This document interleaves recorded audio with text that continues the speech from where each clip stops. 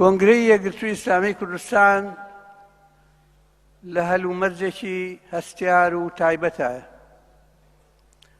استحقاقی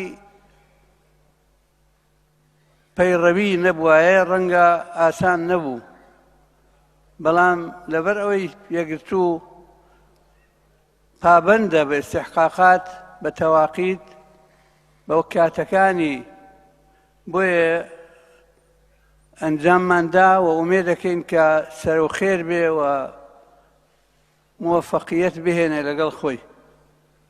ئێمە وەکو یەکگرتووی ئیسلامی کوردستان هێزێکی کۆمەڵایەتی سیاسی گرنگە لە کۆمەڵگەی کوردیا، وە سوپاس بۆخوا ئەوە 30 و بەرەو 31 ساڵ ئەچین، حزوری هەیە، بێگومان خۆ مەعسووم نەبووین، ئەختائیشمان هەیە، هەڵەمان هەیە بێگومان، بەڵام گرنگە کە ئەوانە جیا بکەینەوە.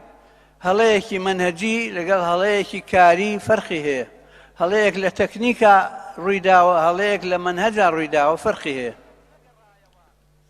بەڵام لە هیچ کامیانە کەسمان مەعسووم نین، بەڵام گرنگە مەنهەج لە پێش هەمومانەوە بێ. ئەرکە نیشتیمانی و ملیەکانمان ئەبێ بە دینداریەوە بکەین و بە دینداری بزانین، خاتری فڵان و فڵان پەیج و فڵان فەیسبوک نەگرین. ئێمە لەبەر خەڵک کوردایەتی و مەنهەج فرۆشی ناکەین، ئێمە لەبەر ڕازیکردنی خوا خزمەتی خاک و خەڵکی خۆمانەکەین.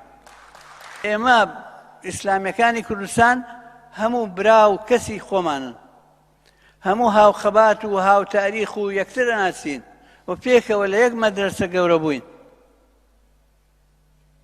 ئیسلامیەکانی کوردستان هەمووی بە خۆیان بزانن یان نەزانن یەک مەشروعە، مەشروعی جوانکردن و جوان تەقدیمکردنی ئیسلامە.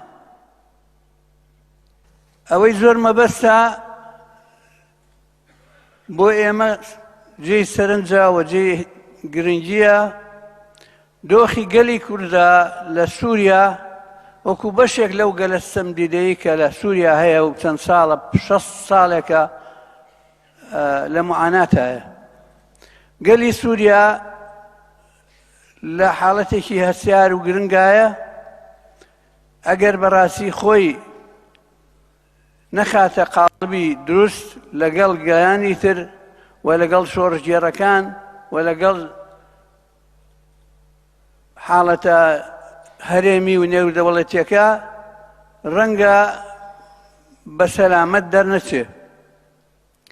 بۆیە هەموو لایەکمان ئەبێ دوعاگۆ بین کە گەلانی سووریا بە سەلامەت لێیان بگوزەرێ و گەلی خەڵکی خزمانی ئێمەش کوردی سووریا بە ئاواتی خۆیان بگەن لە ڕیزی گەلانی تری سووریا. چیان ئەوێ بە ئیتیفاق لەگەڵ گەلانی تر، لەگەڵ هێزە سیاسیەکانی تر لە دیمەشقەوە چارەسەر بۆ حاڵەتی نەتەوەیی کورد دیاری بکرێ بە دەستوور. دەستووری سووریا گرنگە. بۆ ئەم خەمە، بۆ ئەم خاڵە گرنگە، ئێمە پەیوەندیەکانی خۆمان لە کارایە و ئیشمان لەسەر کردووە و سوپاس بۆ خوا تا ڕادەیەک بەرهەمی بووە و ئومێد دەکەین بەردەوام بین.